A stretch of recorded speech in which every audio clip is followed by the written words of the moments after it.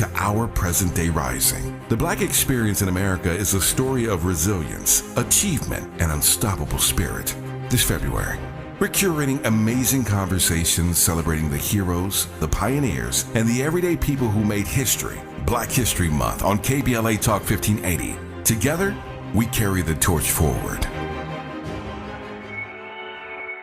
Hey, so I'm calling your show, 'cause I need to know. Show me which way to go before I throw my man out the door. Okay, hold on a second, Keisha. Just let me ask Ronald exactly what's going on, because it takes two to tango, and I need to hear his side of the story. So she's driving me insane, got stress heavy on my brain. She keeps playing silly games, man, I'm about to bring the pain. We seem to fuss and fight every day and every night. Please give some advice so we can see the light, see the light.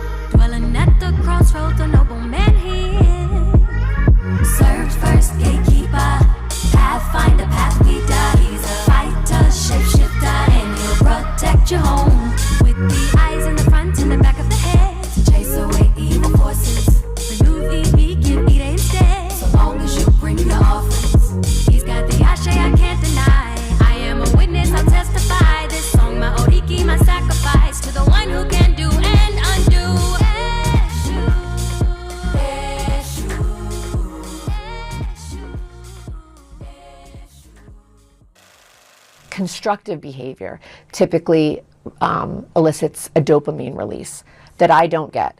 So doing something quote unquote kind, I don't feel that attaboy, that pride. It's more matter of fact. There was someone in the grocery store who didn't have the money to pay for their groceries. So I paid for the groceries for this person behind me. And then I left the store.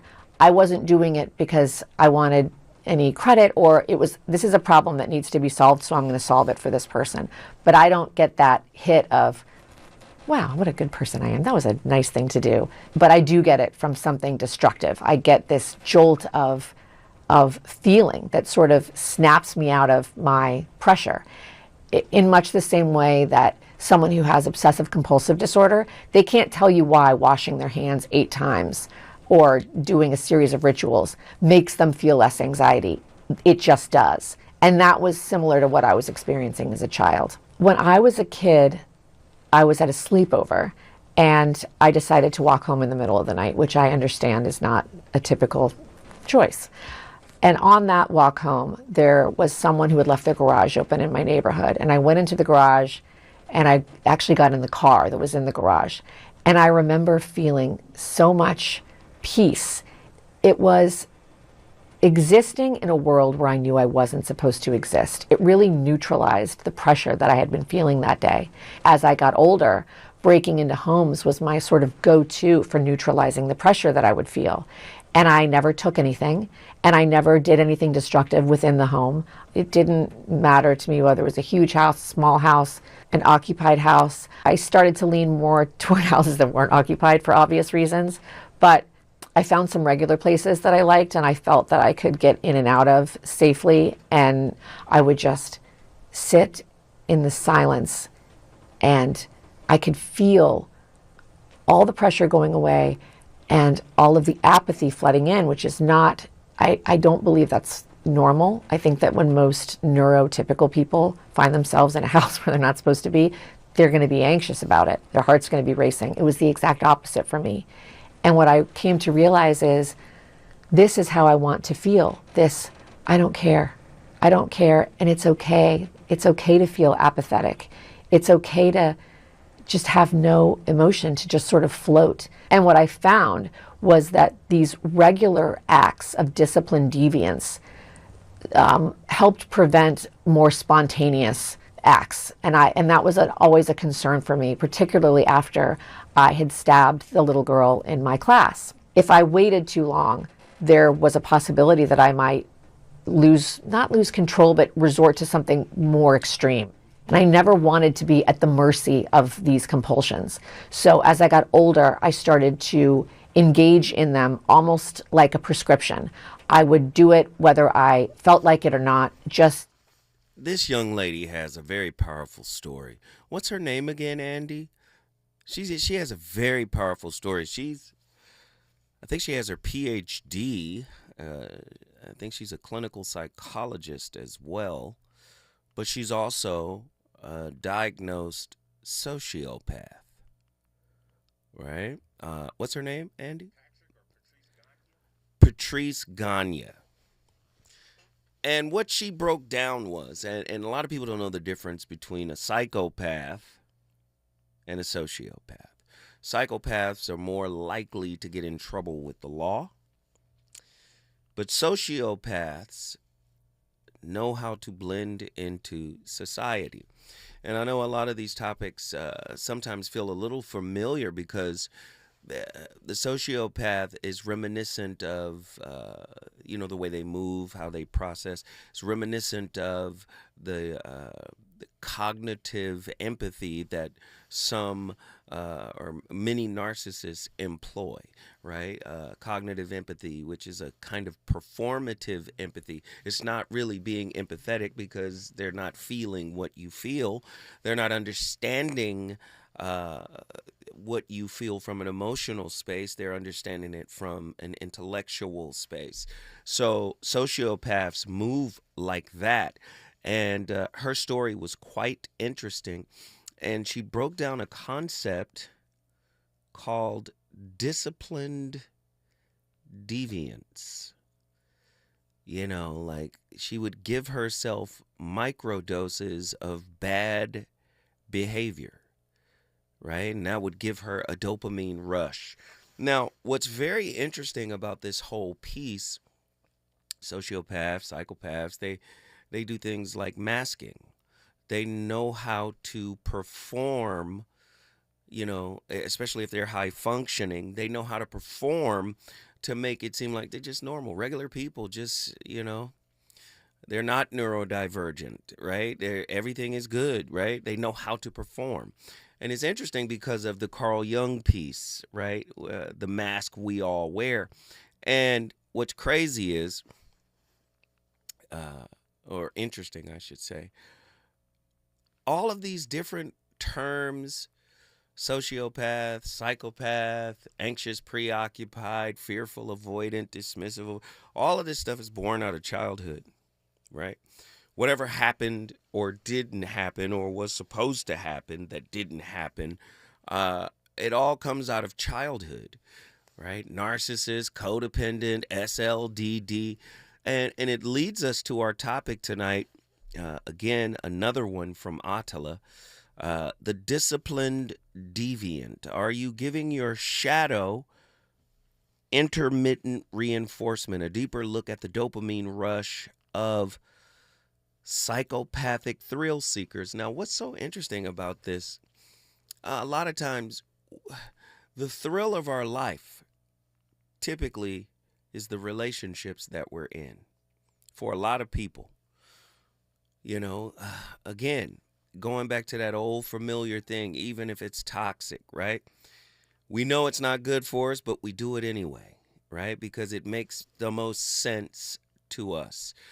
Just like what she was describing, she was at a sleepover and she decided to break into somebody's house and that became a thing for her, and she started to break into abandoned homes because it gave her a sense of peace. It gave her a sense of quietude inwardly.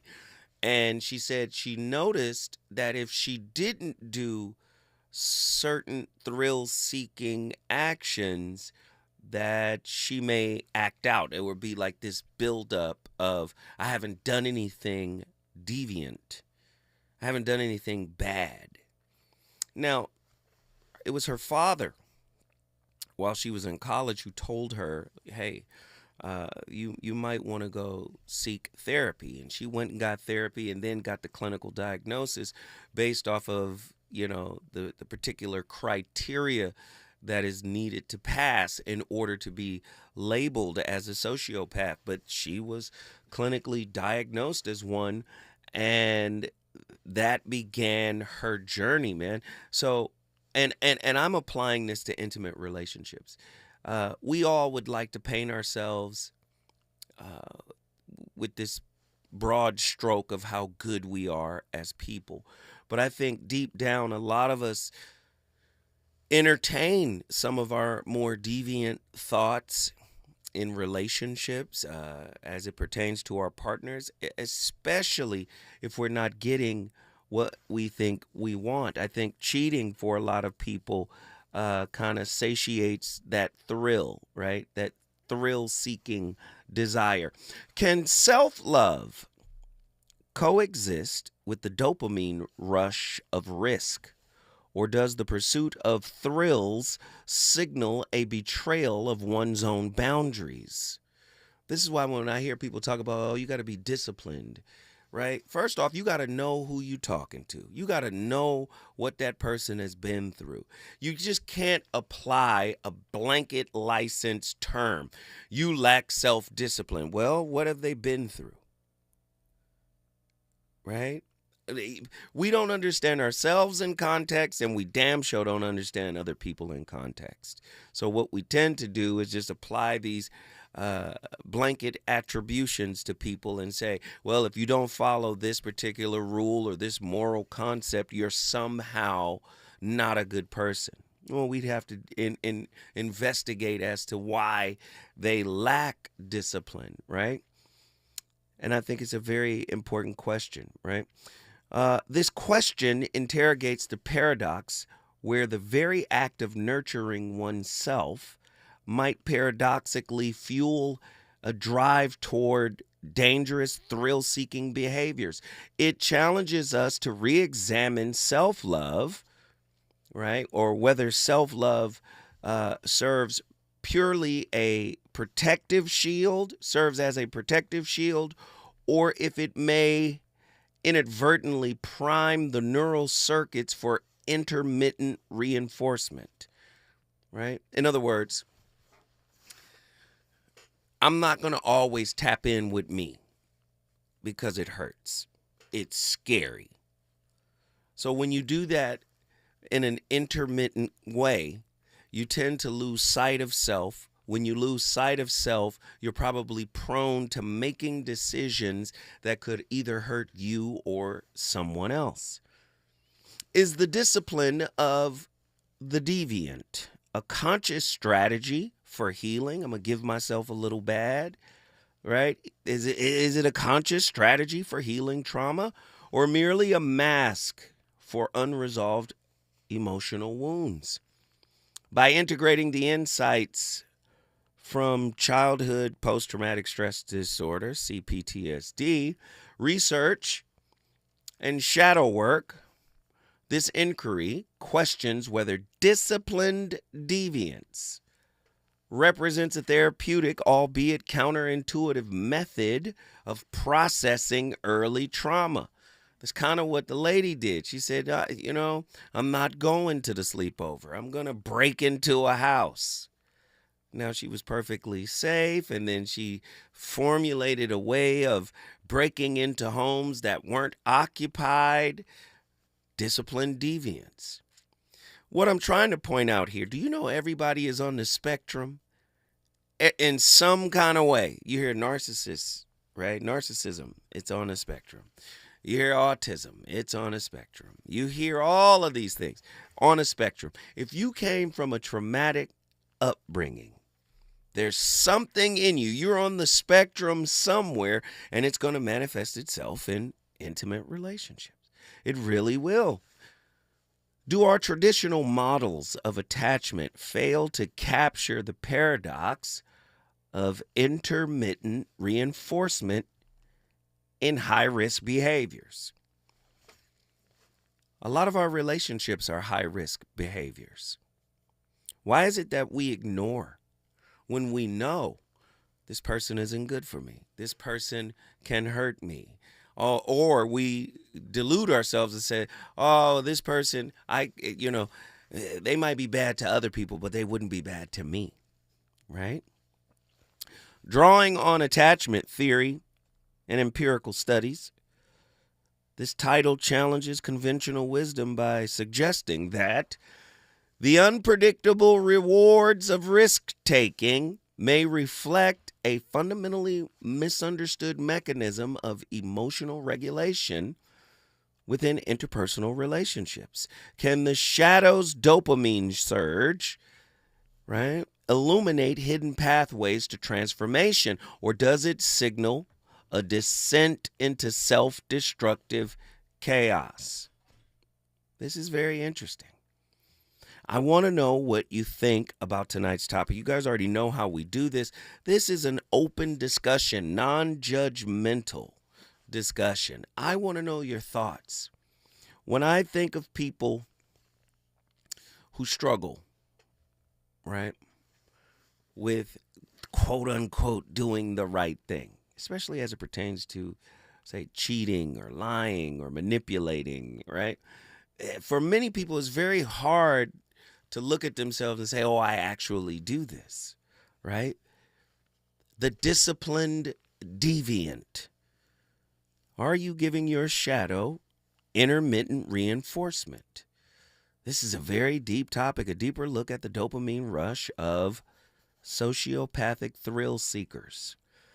And have you ever taken a test, especially if you came from a very, very toxic environment? Have you taken a test to verify if you, in fact, are a sociopath? The sociopaths are the ones who can blend into society, lack feeling. I'm very interested to know. Get to your phone lines. The number to dial, 1-800-920-1580. When we come forward, we're going to be talking to you. Reasons. The reasons that we're here, the reasons that we fear, our feelings won't disappear.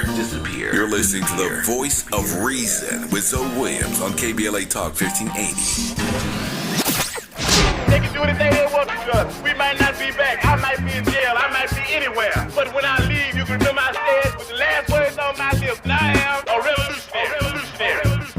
On Saturday, February 22nd, you are invited to A Night with the Panthers, a special fundraiser dedicated to supporting Black Panther veterans who now require assistance with essential needs such as medicine, food, and housing. These Black Panther veterans championed human rights, fed the hungry, educated the community, and stood as powerful symbols of resistance and resilience. Despite their incredible sacrifices, loving and serving the people did not come with retirement plans or financial security. So, now it's our time to honor their legacy and ensure that they are cared for with the dignity they deserve. You can help by attending and supporting A Night with the Panthers, Saturday, February 22nd, 6:30 p.m. to 10 p.m. at the Project 43 Team Post Center, 6841 Crenshaw Boulevard, Los Angeles. For more information, contact Black Panther Party Breakfast at gmail.com or call 707-554-2784. That's Black Panther Party Breakfast at gmail.com or call 707-554-2784. This is a community call to action from KBLA Talk 1580. At KBLA Talk 1580, we've got your black. KBLA Talk 1580. We've got a lot to talk about.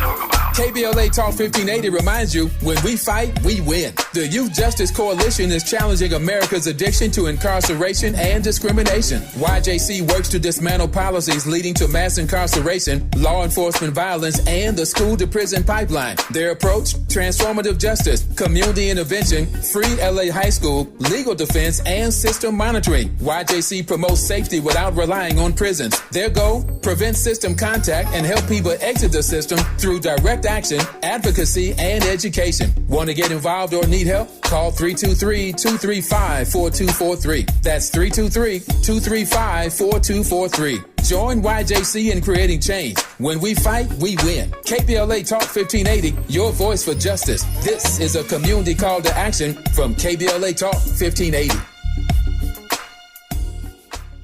Hey there, Los Angeles. This is James Lucky Jr., publisher and editor of Los Angeles News Observer.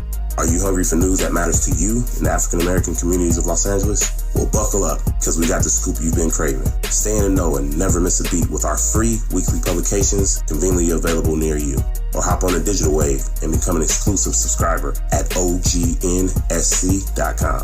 Don't forget to join the party on Instagram and Twitter at OGNSCINC for behind-the-scenes access and sizzling updates. No more FOMO. Let's stay informed, connected, and empowered together. You know you want some more. It's the voice of reason with Zoe Williams on KBLA Talk 1580.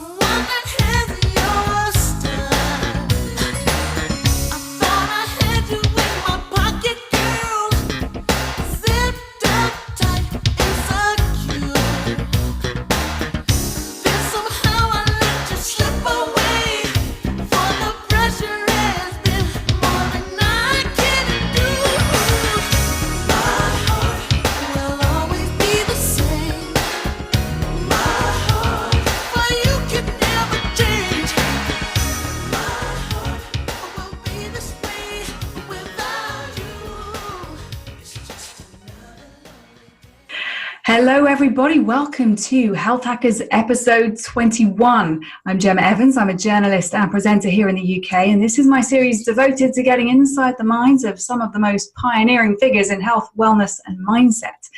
My guest today is Dr. Ramani Deversala.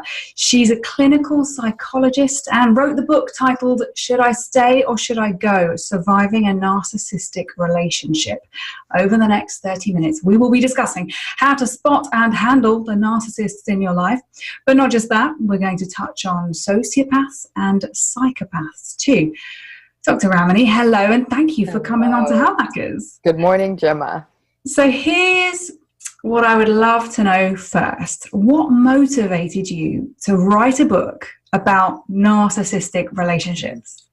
You know, it's funny. I had no idea where the world was headed when I originally got into this work, and it's funny how it all collided. But when I first started doing this work, what I was really noticing was the clients who were coming into my practice were almost kind of all saying the same thing. Like the amount they were suffering at the hands of a partner who was really neglectful and lacked all empathy and was really entitled. And there would be really bad behavior on social media. I mean, obviously the specifics of the story would vary, but there would be this consistent piece, and the way the people who were being affected by these kinds of relationships was consistent. And that pushed me into this literature on narcissism. And I was really shocked at how little of the science talked about how other people are affected by it. Like in psychology, we tend to talk about a person with depression, a person with substance use, what they're going through, but we don't tend to think as much about how others around that person are affected, and especially these personality patterns. And at the same time, in my lab, I'm a university professor at a place called California State University, Los Angeles. We were also studying difficult personality patterns and how that related to health. And what we were finding is that in a healthcare setting, people with these kinds of personality patterns were just wreaking havoc, making life miserable for the doctors, for the nurses, for the front desk staff.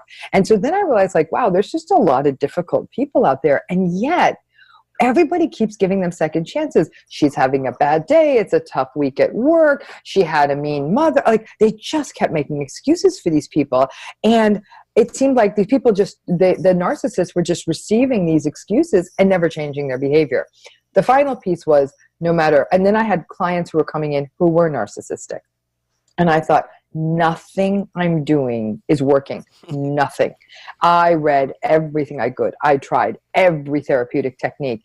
And the best I might do is kind of get them to show up on time or not be as insulting. And I thought, whoa, if I'm going through this, what are their partners? So it was like a lot of things happening at the same time. And then the world took some massive shifts in the last 3 to 5 years, and narcissism has sort of now become the new normal. And it's now in the United States. This was a bad week. It's getting dangerous. It's getting dangerous. Wow, narcissism could be the new normal. Oh, it is. That's a big statement. Oh my God. So tell us how do you tell the difference between a narcissist and someone who's just a bit arrogant or a little bit different? What are the traits of a narcissist? Yeah. It's a great question. And one of the biggest confusions that comes up and actually causes a lot of tension in online forums is like, you should never diagnose someone you've never met. So I'm not diagnosing anyone. There is a pattern called narcissistic personality disorder. That is a diagnosis that appears in diagnostic manuals like the DSM or something called the ICD-10. It's there with all the bells and whistles of a diagnosis, a list of symptoms. Here's the thing. When we diagnose this pattern, not only do you have to have many of these narcissistic patterns, but that person also has to be experiencing significant impairment in their life or distress about the symptoms. Like, for example, a person who's depressed is like, I'm miserable, I'm sad, I can't get out of bed, I can't go to work. They have a subjective sense of discomfort, so they'll go get help in most cases.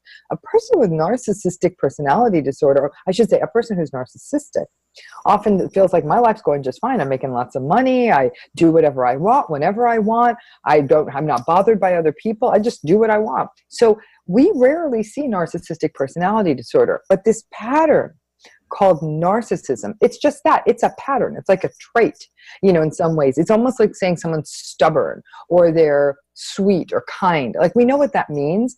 And so when we look at this word narcissism, and the sort of the noun being a narcissist, is that it's like a bucket. And in that bucket are all these little words, like the person who's narcissistic lacks empathy, they're deeply entitled, they think they're special. He's on fire tonight. It's the Voice of Reason with Zoe Williams, exclusively on KBLA Talk 1580. I'm Amber Payton with 4 Things You Should Know with BIN News. A judge has ordered health agencies to restore deleted web pages removed under President Trump's executive order on gender ideology. He ruled the move was unlawful, noting it harms everyday Americans, especially the underprivileged seeking health care. Wall Street is closing mixed after Federal Reserve Chair Jerome Powell signaled the central bank is in no rush to ease monetary policy. Testifying on Capitol Hill, Powell said the U.S. economy remains strong overall, but noted inflation is still above the Fed's 2% goal. Fort Liberty in North Carolina is reverting to Fort Bragg, undoing efforts to cut Confederate ties. Defense Secretary Pete Hegseth ordered the change, now honoring World War II soldier Private First Class Roland Bragg. Many in the black community see this as a setback.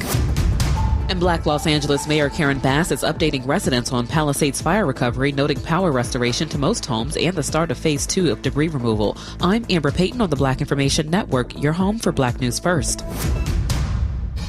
Think It Up is an initiative to activate student-powered, teacher-led learning projects. Students and teachers, how can you spark great learning experiences in your classrooms today? Join at thinkitup.org. I have a dream today. The road to freedom wasn't paved with just big moments. It was built day to day, step by step, voice by voice. This February, experience Black History Month through the stories that shape Los Angeles and beyond. KBLA Talk 1580, where Black history lives. To the 100 million people who owe the IRS money, this message is for you. We've helped tens of thousands of people close the door on their tax debt. So if you feel like you're stuck in a hole with IRS tax debt, then this is the easiest way to get a resolution quickly. To qualify for a no-pay or low-pay resolution, visit taxclosure.org to get free from the IRS once and for all. To keep your bank accounts, income, and assets secure, tax closure is your same-day cure. Time is up. The IRS is in full collection mode for 2024, issuing liens, levies, and garnishments to anyone who has a past tax debt or unfiled tax returns. Don't wait till it's too late. Your paycheck and bank accounts are at risk of being seized. Call now and stop the collection process today. If you're living check to check, no matter how much you're making, you still may qualify for the Fresh Start programs offered by the IRS to reduce or even eliminate your tax debt. It's just a 5-minute call to get your options, and it's free. If you owe back taxes, have years of unfiled tax returns, under audit, have a wage bank levy, or finally just want to sleep better, business or personal, call the experts at Republic Tax Relief while there's still time. A+ rated by the Better Business Bureau, and tough. This veteran-owned company has the fight you need to take on the IRS. Don't go at it alone. The call is free. Call their hotline number now, 800-652-1714. That's 800-652-1714. Find out if you qualify today. Call 800-652-1714 or go to republictaxrelief.com. Oh no, stomach issues again? Stomach issues? Who are you? Your pancreas. I could be the real reason for your diarrhea, gas, bloating, stomach pain, or loose oily stools. I thought it was my stomach. People often do, but any of these symptoms could mean having a condition called exocrine pancreatic insufficiency, or EPI. With EPI, the pancreas doesn't release enough enzymes to break down food, but EPI is manageable. Use the symptom checker on identifyepi.com and speak with your doctor. That's identifyepi.com. Sponsored by AbbVie. Why choose a Sleep Number smart bed? Can I make my side softer? Can I make my side firmer? Can we sleep cooler? Sleep Number does that. Cools up to 8 times faster and lets you choose your ideal comfort on either side. Your Sleep Number setting. And now save 50% on the new Sleep Number limited edition smart bed. Plus free home delivery when you add a base. Ends Monday. Exclusively at a Sleep Number store near you. Learn more at sleepnumber.com. KBLA Talk 1580. We've got a lot to talk about.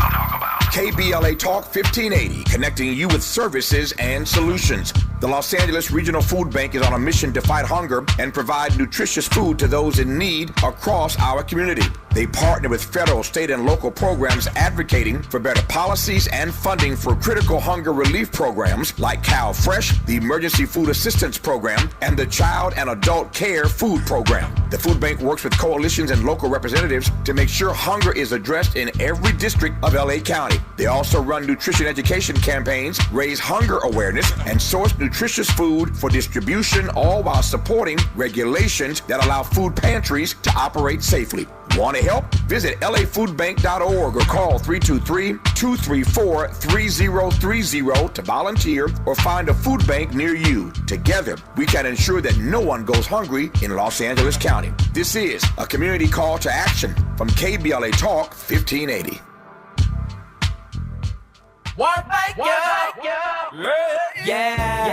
The California Crusader newspaper would like to thank all of our subscribers for their support throughout the years, proudly serving the South Los Angeles and South Bay areas for more than 40 years. The California Crusader is a multicultural, black-owned, adjudicated newspaper that focuses on providing newsworthy information to the people in our community. We're constantly looking for ways to assist businesses in our community to connect with our subscribers. We provide low-cost, effective ways to promote your business with our reasonable and affordable advertising rates. You can participate by suggesting, sharing, and submitting your stories on the California Crusader newspaper Community Share Facebook group page, or visit our website at cal-cruise-news.com. That's calcruisenews.com. Then click on the Submit Now button located on the top right corner of the homepage, or text CCN to 42828. Again, text CCN to 42828. The California Crusader newspaper, working together to build a better community for our future. Subscribe today.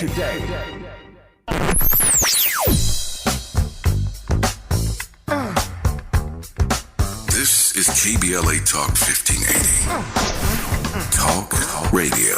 That's music to your ears.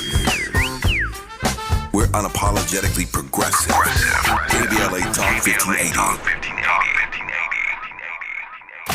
You're listening to the voice of reason with Zoe Williams. Only on KBLA Talk 1580.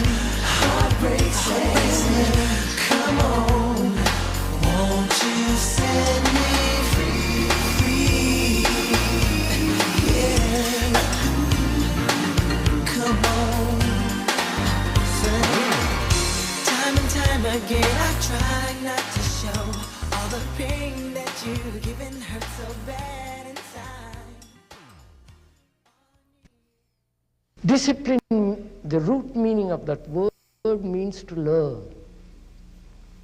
To learn why one controls, why one suppresses, why there is fear.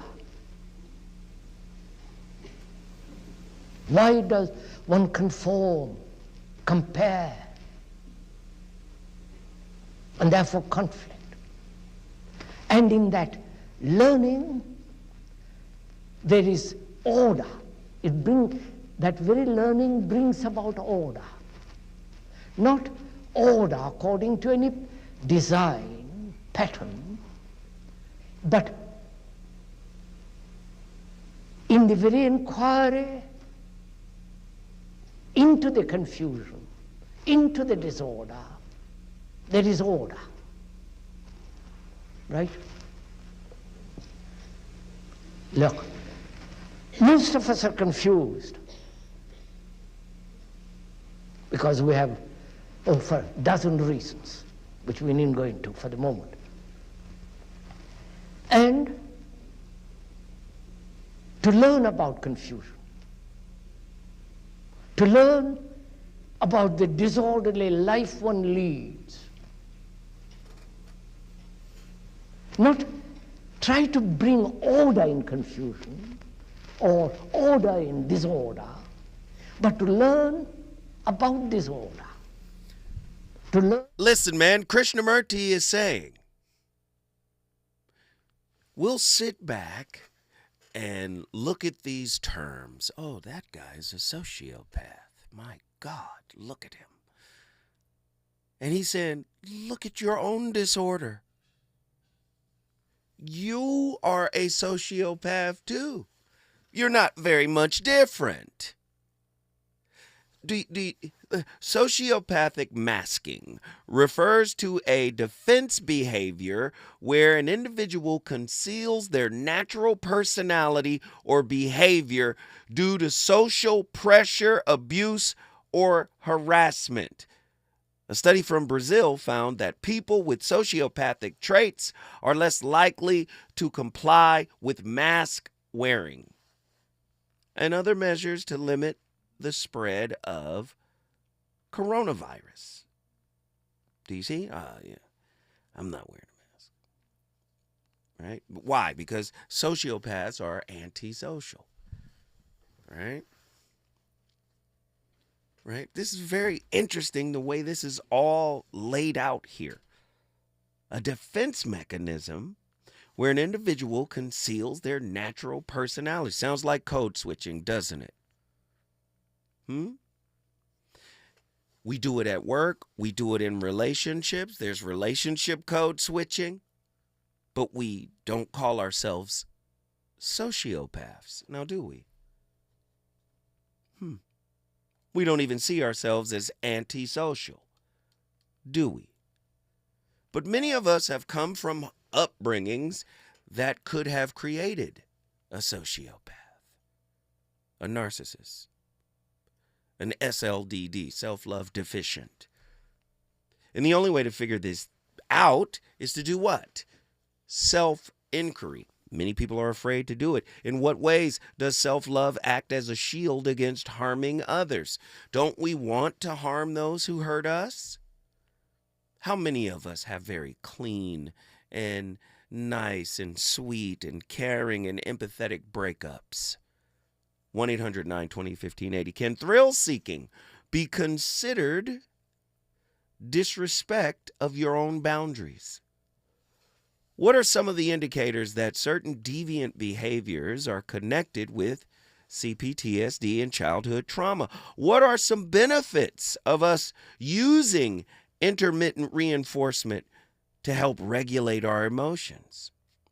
Many people, of course, who were in a traumatic situation as children and they modeled a very toxic situation, many of those children have a very difficult time regulating their emotions.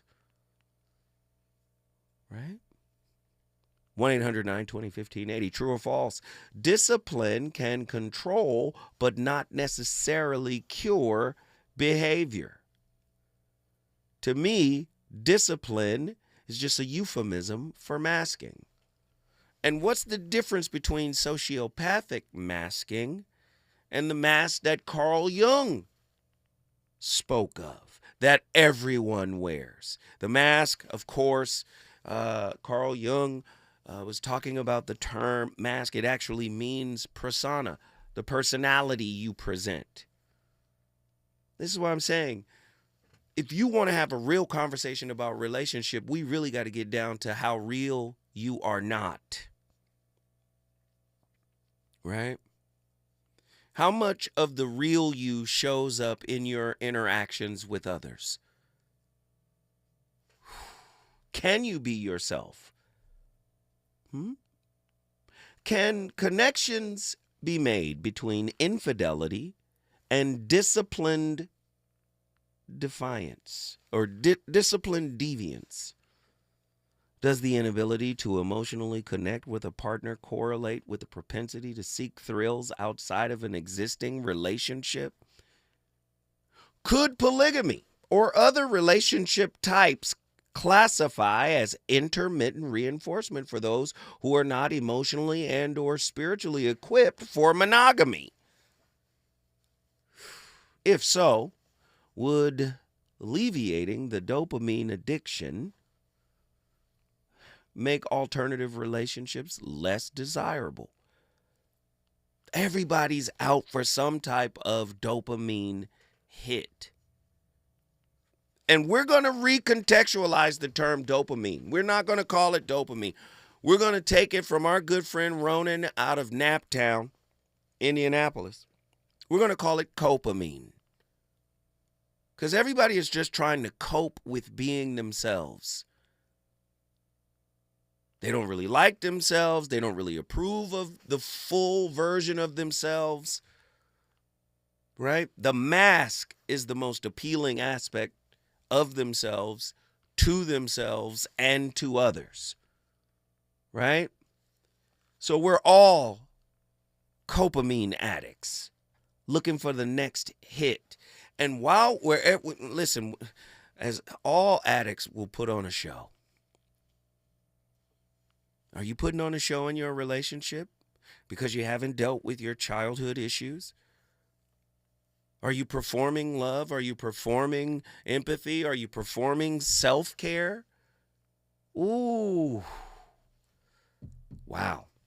In what ways can self-love shield one from self-destructive impulses while simultaneously fueling a covert drive for high-risk, thrill-seeking behavior.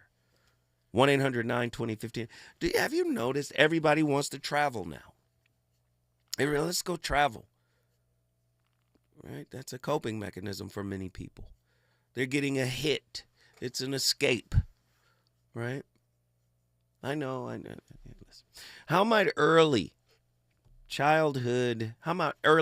experiences of CPTSD or childhood trauma intertwine with later patterns of disciplined deviance that produce intermittent bursts of dopamine? Do you understand? These are the real reasons why we relate. Are y'all paying attention? We're relating to get some kind of high because we can't find it in ourselves. We can't find it in a relationship. Do you know how quick it is or how easy it is to get bored with somebody? Once we tap into their rhythm, tap into their pattern, then what happens? We start to become hypercritical of them. You know, you need to start doing different things. You know, you do the same thing every day. You know, people are addicted to copamine, right? When one enforces strict discipline without cultivating compassion, what internal cycles might emerge that mimic covert emotional abuse? I'm only pointing these things out, as Krishnamurti just did, because internally we are broken and confused, right? We are disjointed. And we have been taught that in order to pull yourself together, you need an external anchor. You need someone who complements A, what you have, and B, what you don't have. Do you see? Do you see how we've mishandled and mismanaged the actual spirit machine that is intimate relationships? I want to know how you deal with it, how you cope. When we come forward, I'm going to be talking to y'all. Is it good to you? More Voice of Reason with Zoe Williams when we come forward. I'm Kareem Abdul-Jabbar. I learned about atrial fibrillation the hard way. My symptoms would come and go. Shortness of breath, fatigue. I kept going. Then I got so lightheaded, I couldn't. My doctor said I have AFib, so I'm about 5 times more likely to have a stroke. Other symptoms, irregular heartbeat, heart racing, chest pain can come and go, but the risk of stroke stays. If you have symptoms, tell a doctor. Visit notimetowait.com. Sponsored by Bristol-Myers Squibb and Pfizer. I've just been feeling so sluggish lately. You should try the Metamucil 2-Week Challenge. The Metamucil 2-Week Challenge? Yeah, Metamucil 4-in-1 Fiber helps trap and remove the waste that weighs you down. Start your daily routine now, and in 2 weeks, you could be feeling great. Well, it's been 2 weeks. How you feeling? Lighter and feeling great. If you want to feel lighter by promoting digestive health, sign up to take the 2-week challenge at Metamucil.com. These statements have not been evaluated by the Food and Drug Administration. This product is not intended to diagnose, treat, cure, or prevent any disease. Are you prepared for an emergency or disaster? Because it's not a matter of if, but when. Don't find yourself saying, I'll trust water bottles and a flashlight to save the day, but I'll be proved wrong. With a tornado approaching, I'll realize that I lack a wheelchair-accessible shelter. When the floodwaters rise, I'll be up in the attic with 20 cans of beans. It's a recipe for disaster. let's prepare so we all have a better story to tell. Get started at ready.gov/older adults. Brought to you by FEMA and the Ad Council. Why choose a Sleep Number smart bed? Can I make my side softer? Can I make my side firmer? Can we sleep cooler? Sleep Number does that. Cools up to 8 times faster and lets you choose your ideal comfort on either side. Your Sleep Number setting. And now save 50% on the new Sleep Number limited edition smart bed. Limited time. Exclusively at a Sleep Number store near you. Learn more at sleepnumber.com.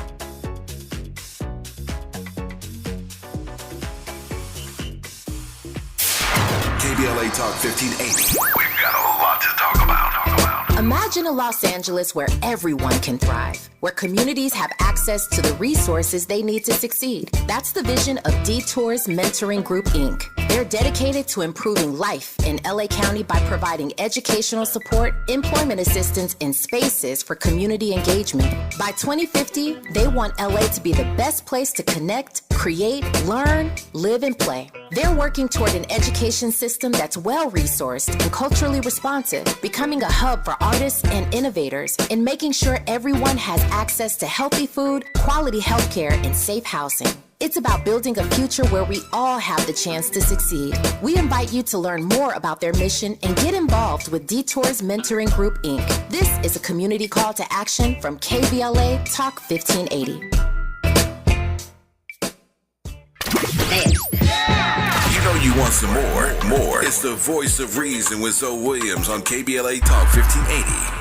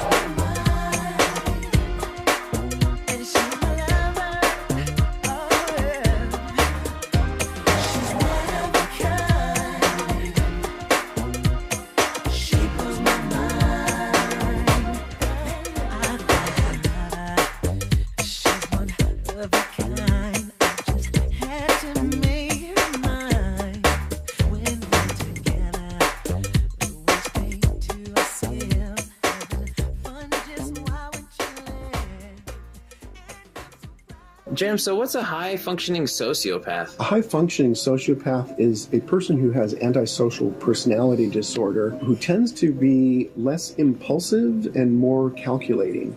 They often have higher intelligence, so they might have a higher level of Pause education. this and start it over. And then the reason why. Antisocial personality disorder, right? But listen very carefully to the description and see if you can apply that to people.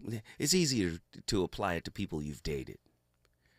But can you apply some of this definition to yourself? Go ahead. Jim, so what's a high-functioning sociopath? A high-functioning sociopath is a person who has antisocial personality disorder who tends to be less impulsive and more calculating. They often have higher intelligence, so they might have a higher level of education. They might move in different social settings. They don't get caught as often when they break the law. They're less reactive to anger sometimes. Basically, they blend into society much better. They actually can maintain jobs and maintain relationships where some low-functioning sociopaths can't. And they often achieve great success, even corporate success, even political success. All of this is born out of early childhood stuff. Trauma, neglect, lack of emotional attunement. All of this stuff is born out of that. We want to have real relationships, right? Right? We can't have real relationships unless we have real conversations about what the science is saying. Listen, can we have like a real grown-up talk right now? I'm a 50-year-old guy, right? And early in my life, y'all know, we're not really having serious conversations about contraception. Let's just be honest. right? We vibe, we chill, and it gets to that point, and then we close the deal, right? We're not having serious conversations, right? And if we're not having serious conversations about sex, we're not really having serious conversations about psychology either. We're just trying to fit.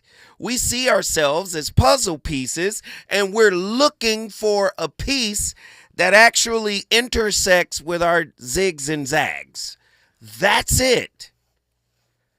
Am I right? So when we bring these types of topics to the forefront, people are like, wow, I never saw myself as a sociopath. But when you start to see the overlap in the definition, even when they're defining avoidant types, whether it's fearful avoidant or dismissive avoidance, there's some overlap in the definition that crosses over into narcissism. And you have to be very, very subtle and educated to understand, or you have to be very educated to understand the subtle difference between the two. You have to know, but if you're not having these conversations, if you're not interested in this kind of discussion, you're going out on a limb in every relationship you enter, right? In every single one, right? How might one differentiate between genuine self-regulation and a disguised form of self-punishment that masquerades as disciplined risk-taking? Like, people are not even asking these types of questions. They don't even know to ask these questions. But if, how you say, well, how did your last few relationships end, and what was your part in it? Right? That's one way to get people talking, but people tend to avoid those kind of conversations. And if you understood the definition of a sociopath, they're going to know how to navigate those answers, right? Because they're good at masking. But so are you. If you're insecure about the totality of who you are, guess what you're going to be doing? You're going to be mirroring the sociopathic masking. Because you have an agenda and an end result that you're trying to get to. Man, I'm so sick of manipulators. And I swear, once you start really digging deep into the information and studying and reading, you start seeing them everywhere. When we come forward, I promise we're going to get to the people on the line. Let's go.